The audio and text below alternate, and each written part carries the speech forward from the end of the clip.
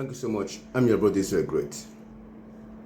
Ordinarily, leaders should lead by being at the war front.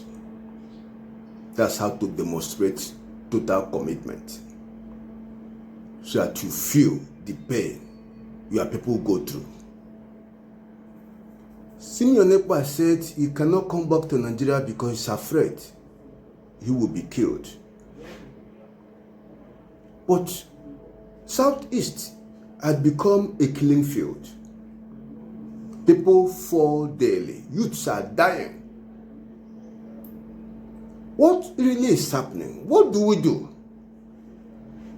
It's no longer time to be silent. Let us hear him. An election which will be following democratic... In Nigeria, Biafra people do not have a choice. And that is a historical problem created by the British. So everybody, as you have been a journalist with your experience and the history of Nigeria, you agree with me that Nigeria is a mistake because of the tribal and dangerous diversity in Nigeria, which is also a destructive diversity. So when you give the people the choice to choose how they want to live, that is a true democracy. A democracy is not when you bring in the military and invent communities, burn the communities because people are protesting. You kill them. Is that democracy? Do you do that in the United Kingdom? The answer is no. But what about your role in all this? Your tweets? My role.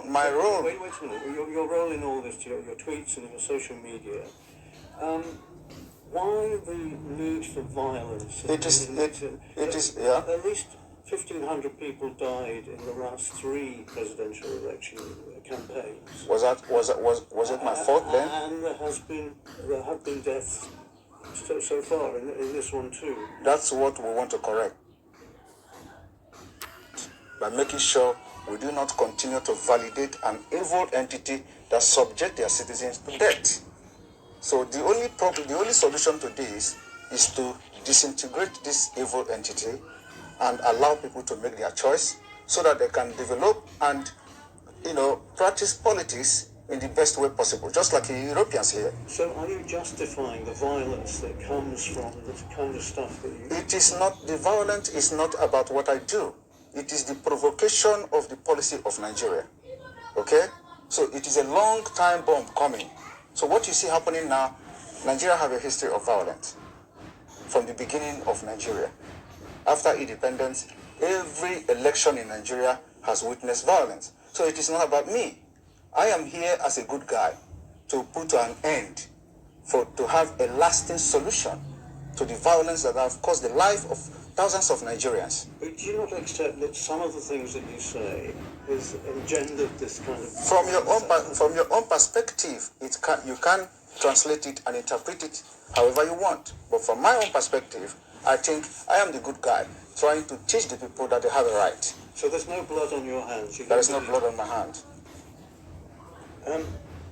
There are more blood on those supporting the election, supporting this particular coming election. They have more blood in their hand.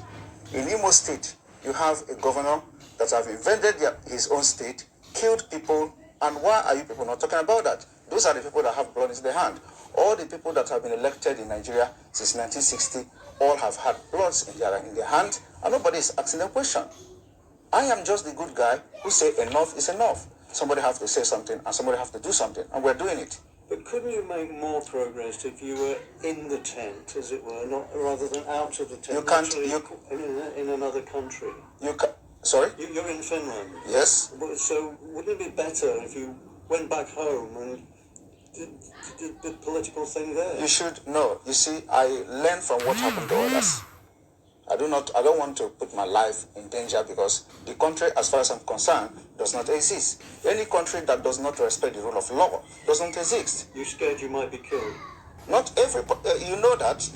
You can say that as well. Yes. There's a bounty on because yes, there's a bounty on my head because Nigeria, because of the Islamic agenda in Nigeria, whoever that rises up to say something that will, make the life of the people to be better, they want to kill the person. They assassinate people every day. And today you see that there is a video that has been released by a man called Ikenga Imo, when an assassin invaded his house and they wanted to kill him. They are police officers, but if there is no CCTV, they will say unknown gunmen. These are the people that are causing all this crisis in Biafra land. But without that video, everybody has concluded that they are unknown gunmen. Today we have known them. What are the government doing about it? What are the international community doing about it? Every evidences that have surfaced anywhere about CCTV camera, it has always been security agent from the Nigeria state. Nobody is talking about that. That is what we are fighting against. We are defending ourselves, and we have armed ourselves to fight Nigeria to the last day. We have done it before. The only difference now is that today we have social media. If social media was there in the 1960s, somebody would do what I'm doing today. In those days, we have a man called Okokondem. Okokondem was broadcasting for Radio Biafra and was propagating Biafra stuff, but because there were no social media, so he would have done even what I'm doing today, I believe so.